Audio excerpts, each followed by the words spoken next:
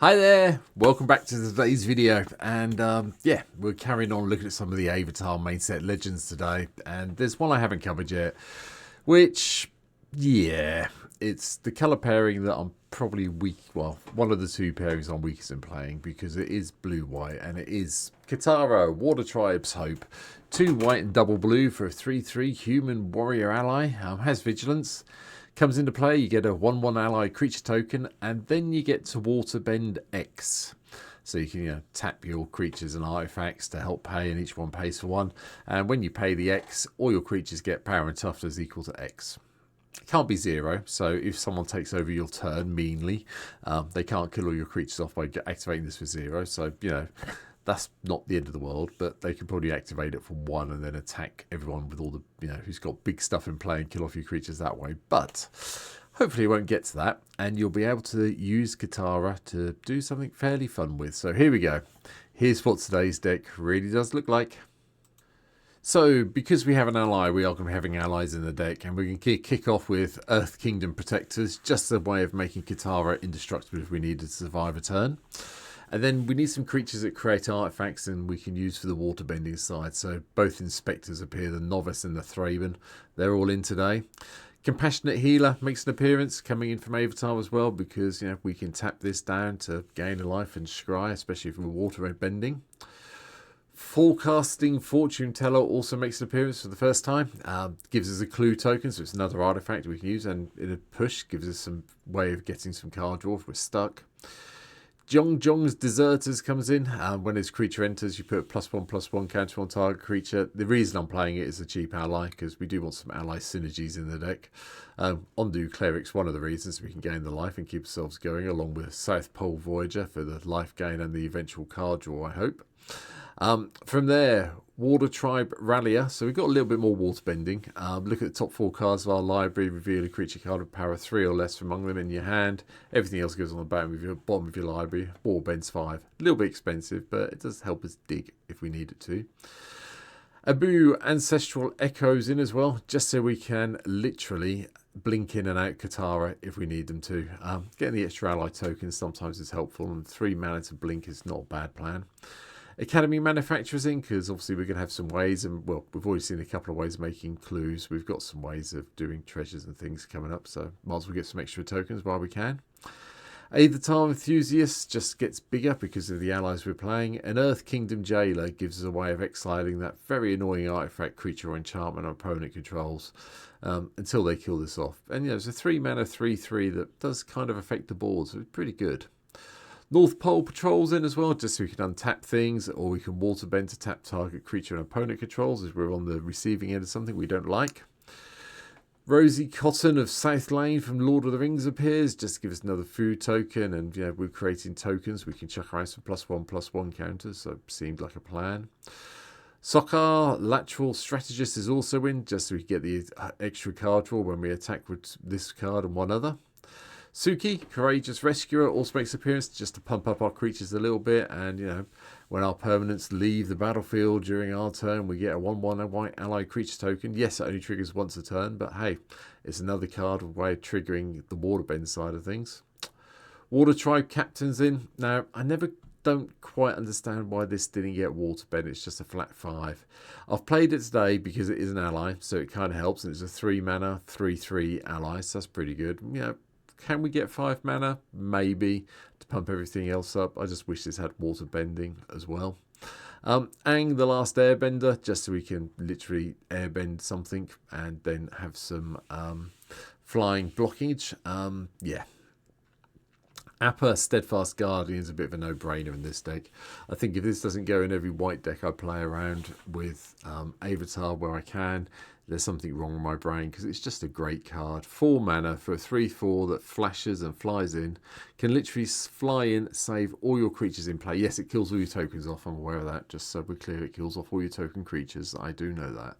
But it can flash in, save things from, Farewell, Damnation, Wrath of God, etc, etc, etc. They all get airbent, and then yes, Appa will probably die. I'm aware of that, but that means you just spend 2 mana of any colour for the next few turns to recast all your creatures you save. So I think it's really flexible. A bit like flexible Waterbender, really. Vigilance, Waterbend 3, you can switch the power and toughness around. A little bit expensive at 4 mana for a 2/5, but we'll cope with it. Hakudu Selfless Commander also makes an appearance. We can cast allies from the top of our library, and then we can sack this off to give all our creatures +0, +5, and gain indestructible. Not sure why the +5 well, the +0, +5 is important when everything's getting indestructible, but hey, it does it, so we might as well abuse it. Koshi Warriors just comes in 4 mana, drops in 4 powers worth of creatures. Geyser Leaper, just a way we can literally loop through our deck if we need to with the Waterbend 4. And a 5 mana 4/3 that flies isn't the end of the world. Master Piando also comes in. We can go and find an ally equipment or lesson, put it in our hand, rest on the library in our bottom of order.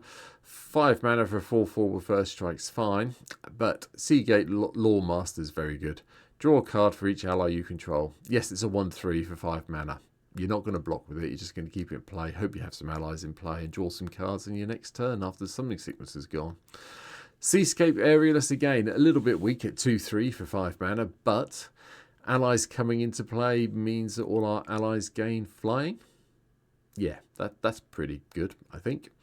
Appa, Loyal Sky Bison also comes in. When it attacks or enters, creature gets flying, or we airbend one of our other creatures' permanents we control. And then the other version of Appa, because we've got all 3 in here today, the Vigilant. Flying and Vigilance, and whenever Appa or another ally you control enters, creatures you control get +1/+1, gain Flying and Vigilance until the end of turn, which is ridiculous when you've got Katara in play and you can basically attack with your army and then use them all to Waterbend because, yeah, it says activate only during our turn, doesn't give any other restriction, so let's do that. Sounds like a plan.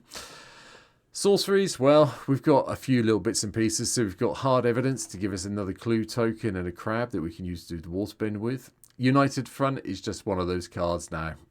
It's just good. Let's just hold our hands up.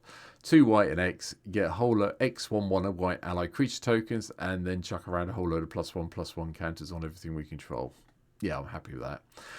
Time Twister, drop it. If you're playing this in paper, play a cheaper version, but since I'm playing mainly online, Time Twister's here so we can get 7 new cards if we need to. Day of Judgment, Wrath of God, give us some control, and then Late to Dinner, and I like the sketch artwork on this one, so I think it's quite funny. Yeah, return target creature card from your graveyard to the battlefield, create a food token. Yeah, I like that. Instance, well, targeted removal, Condemn, Path to Exile. You can drop Condemn into Source of Plowshares if you want to, but I was trying, well, yeah, it's here. What am I talking about? Sorry, I forgot I changed the deck. Swords is in. I can't remember what I was going to change Condemn for now. Can't remember. Probably another 2 mana draw spell. But anyway, they're all here. All 3 are in. Secrets of the Keys in to give us that investigation token, which is nice. Then we can flash it back for 2 clue tokens if we need it. Arcane Denial, Counterspell, Mana Drain for some control, and then Fateful Absence. Yes, destroy target creature or planeswalker its controller investigates. You do give it away, but it's a 2 mana white removal spell at the end of the day for something that could be annoying us. Artifacts wise, well, there's a few. Candy Trail, we get to scry 2 or gain some life and draw a card, or use it to tap for Waterbending. Elixir of Immortality for everything goes pear-shaped. Nutrient Block for the indestructible side of things, we can gain 3 life. But I like this one. When this card is put into a graveyard from the battlefield, draw a card. So it replaces itself and it's indestructible. Like that a lot. Soul Ring, Arcane Signet, need no introduction. Carrot Cake gives us a rabbit and an artifact that we can tap for the Waterbending and eventually sack off to gain some life. Farewell Stone for some more ramp. Instant Ramen. Come on. Thank you. Catch up with my mouth. Thanks. Enters, draw a card, sacrifice it, gain 3 life. Yep, fine. Lembas comes in from Lord of the Ring as well. Enters the battlefield, we get to scry 1, then draw a card. 2, sacrifice it, gain 3 life. And when it's put into the graveyard from the battlefield, you get to shuffle back in your library. So you can always keep your Lembas going. That's fine. Marble, Sky, Diamonds for ramp, along with Talisman of Progress. And then, you know, Transmutation fonts here. Create your choice of blood token, clue token, or food token. And yeah, then sacrifice off 3 different clues to go and find an artifact if you need to. You're not going to if you have this in play. You are basically just going to keep sacrificing, getting your foods and your clues probably. Blood tokens, not so relevant in this deck, but clues and foods, thank you very much. We're happy with that. Enchantments, we have 7. Caretaker's Talent, because we're going to create tokens, we might as well draw a card. Copy enchantment, Mirror Maid, so we can copy some of the enchantments we've got coming up, like Monologue Tax, Anointed Procession, or Smothering Tithe. Also, Search the Premises is very nice. Whenever a creature attacks you or a planeswalker you control, investigate. Yeah, that just gives you more tokens to use for your waterbending. Lands-wise, well, I have cheated a little bit and played all of the pay 1 lands that go and fetch white or blue. We've got Broker's Hideout, Command Tower, the usual selection, everything else is in here. Inventor's Fair's in, because we can gain a little bit of life with the artifacts we have going on. Murako for some card draw, 7 islands, 7 plains, all the sack lands, everything else you could expect to have in here. And I've also got Study in here from the clue set, purely because we can pay 4 mana and get a clue token if we needed to at some stage, do the waterbending thing. So yeah, that sounds good to me, and that's where this one stops today.